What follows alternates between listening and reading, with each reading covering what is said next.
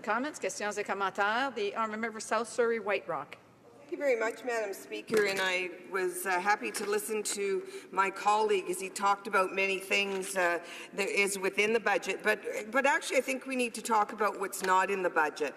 When we look at homelessness, there's zero for this year, zero for next year. Cultural recreation infrastructure, zero for this year, zero for next year.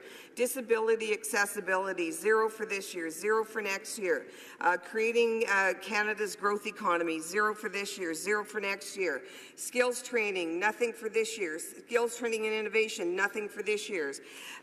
Also, too, talking about when we look at the transit tax and purporting that it is only for the rich. And then we look at innovation, and I thank the member for bringing up innovation, because I can certainly see that when the Conservatives were government, we started our science and tech cooperation agreements in 2007, and I'm glad to see that they're building on the manufacturing and auto sector innovation as well as a foundation for innovation. And when we look at all of the programs that were underway under the Conservative government, I see that there's a lot of repackaging. So I'm just wondering, when we look at all the things that are happening now for the middle class, and nothing's going to be funded over nothing's going to be funded over the next 2 years, the budget's back-ended. Can the member please comment on that? The honourable member for Richmond Hill. Thank you, Madam Speaker, and I thank my colleague across. Let me focus on what's actually included in the budget. Let me talk about $1.9 billion in mental health for Ontario.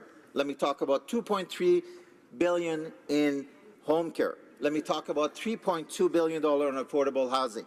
Let me talk about $5 billion in national housing. Let me talk about $7 billion in high-quality, affordable childcare spaces. Let me talk about $50 million in youth skill. Let me talk about $29.5 million for senior digital skill. Let me talk about $950 million in business-led innovation. Let me talk about $1.26 billion plus another $200 million for a strategic innovation fund. Let me talk about $400 million on late-stage venture capitalists. Let me talk about $20.1 billion on transit. Let me talk about $11 billion on home care. And, Madam Speaker, they're all coming over the next 5 years, and it's helping us to deliver what we made a commitment to deliver. Thank you, Madam Speaker. Questions and comments. Questions